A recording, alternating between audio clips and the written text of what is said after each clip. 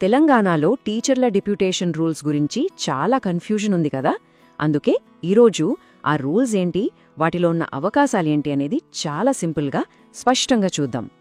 ముఖ్యంగా జీవో 317 వచ్చిన తర్వాత చాలామంది టీచర్లకు తమ ట్రాన్స్ఫర్స్, డెప్యుటేషన్ ఆప్షన్స్ మీద ఒక క్లారిటీ లేకుండా పోయింది. అసలు ఏం చెయ్యొచ్చు, ఏం చెయ్యకూడదు అనే డౌట్స్ చాలా ఉన్నాయి. సరే, ఈ విషయాన్ని పూర్తిగా అర్థం చేసుకోవటానికి మనం ఒక 5 పాయింట్స్ చూద్దాం. ముందుగా జియో 317 ఛాలెంజ్ ఏంటో చూసి తరువాత జియో 190 ఎలా దారి చూపిస్తుందో తెలుసుకుందాం.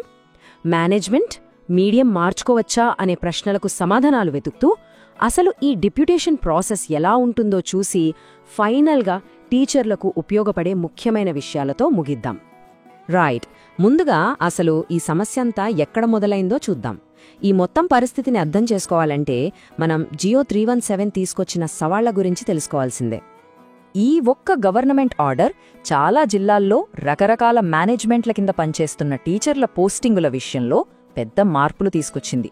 చెప్పాలంటే చాలా కన్ఫ్యూజన్ క్రియేట్ చేసింది. సరే, ఈ కన్ఫ్యూజన్కు ఒక పరిష్కారంగానే జియో 190ని తీసుకొచ్చారు. దీనివల్ల ఇబ్బంది పడిన వాళ్లకి ఒక క్లియర్ రూట్ చూపించడానికి వచ్చిన ఒక ముఖ్యమైన ఆర్డర్ ఇది. ఈ జియో 190లో అత్యంత కీలకమైన పాయింట్ ఏంటంటే లాంగ్ డెప్యూటేషన్. ఇది ప్రత్యేకంగా జియో 317 వల్ల ఇబ్బంది పడిన టీచర్ల కోసమే తీసుకొచ్చిన ఒక ప్రొవిజన్ అన్నమాట. ఈ జీవో వెనక ఉన్న అసలు ఉద్దేశమేంటంటే వాళ్ళు ఏ మీడియంలో పనిచేస్తున్నా సరే, అది ఉర్దూ అయినా, తెలుగు అయినా, ఇంగ్లీష్ అయినా, ప్రభావితమైన టీచర్లందరికీ న్యాయం జరగాలి, అందరికీ సమాన అవకాశాలు కల్పించాలి. సరే, బాగుంది. కానీ ఇక్కడే చాలామంది టీచర్లకు 2 పెద్ద డౌట్స్ వస్తాయి. ఒకటి, మేనేజ్మెంట్ మార్చుకోవచ్చా, అంటే గవర్నమెంట్ స్కూల్ నుంచి జెడ్పీ స్కూల్కి వెళ్ళొచ్చా? 2, మీడియం మార్చుకోవచ్చా? ఇప్పుడు ఆ డౌట్స్ క్లియర్ చేసుకుందాం. రూల్స్ చాలా క్లియర్గా చెప్తున్నాయి. ఒక లోకల్ బాడీ స్కూల్ నుంచి, అంటే జెడ్పీ లేదా ఎంపీపీ స్కూల్ నుంచి గవర్నమెంట్ స్కూల్కు వెళ్ళొచ్చు. అలాగే గవర్నమెంట్ స్కూల్ నుంచి లోకల్ బాడీ స్కూల్కి కూడా డిప్యూటేషన్ మీద వెళ్ళొచ్చు. ఒక్కటే కండిషన్, అక్కడ వేకెన్సీ ఉండాలి.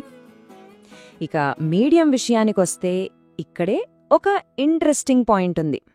డిప్యూటేషన్ రూల్స్లో ఎక్కడా కూడా మీడియం అనేది ఒక అడ్డంకి అని చెప్పలేదు. అంటే ఒక టీచర్ ప్రస్తుతం ఏ మీడియంలో పనిచేస్తున్నా వేరే మీడియంలో ఉన్న పోస్టుకు కూడా డిప్యూటేషన్కు అప్లై చేసుకోవచ్చు. సో దీన్ని బట్టి మనకి ఏమర్థమవుతోంది? డిప్యూటేషన్కి ముఖ్యం ప్రస్తుతం ఏ మీడియంలో ఉన్నారు అనేది కాదు, ఏ సబ్జెక్ట్కైతే అప్లై చేస్తున్నారో ఆ సబ్జెక్ట్కు క్వాలిఫికేషన్ ఉందా లేదా అన్నదే ముఖ్యం. ఓకే, ఇప్పుడు మనకు రూల్స్ ప్రకారం ఇది సాధ్యమే అని తెలిసింది, చాలా బాగుంది. కానీ అసలు ఈ ప్రాసెస్ ఎలా ఉంటుంది?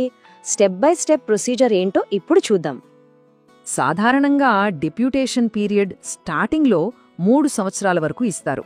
అవసరాన్ని బట్టి అధికారుల పర్మిషన్తో దీన్ని పొడిగించుకునే అవకాశం కూడా ఉంటుంది. సో ప్రాసెస్లో ముఖ్యంగా 3 స్టెప్స్ ఉంటాయి. ఫస్ట్, ఎక్కడ వేకెన్సీ ఉందో చూసుకోవాలి. నెక్స్ట్, డిప్యూటేషన్ కోసం అప్లికేషన్ పెట్టుకోవాలి.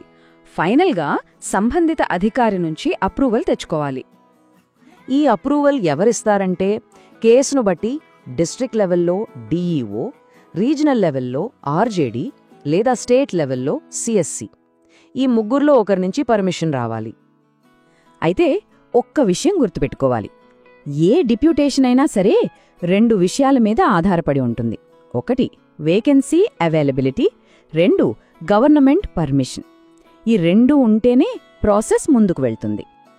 సరే, ఇప్పటిదాకా మనం రూల్స్ ఏంటో చూసాం. మరి ఈ క్లారిటీ వల్ల ప్రభావితమైన టీచర్ల కెరియర్కు ఎలాంటి కొత్త అవకాశాలు వస్తాయో ఒక్కసారి చూద్దాం. సో ఫైనల్గా మనకు అర్థం కావాల్సిన విషయం ఏంటంటే డిప్యూటేషన్ మీద మంచి పోస్టింగ్ వెతుక్కోవడానికి ఇప్పుడు మేనేజ్మెంట్ కానీ, మీడియం కానీ అడ్డంకులు కావు. ఇది టీచర్లకు చాలా ఫ్లెక్సిబిలిటీ ఇస్తుంది. కాబట్టి ఈ రూల్స్ మీద వచ్చిన ఈ క్లారిటీ అనేది కేవలం ట్రాన్స్ఫర్ల కన్ఫ్యూజన్ను దూరం చేయడమే కాదు, టీచర్ల ప్రొఫెషనల్ లైఫ్లో ఒక కొత్త దారిని చూపిస్తోంది. మరి ఈ కొత్త అవకాశాలను టీచర్లు ఎలా అందిపుచ్చుకుంటారో చూడాలి.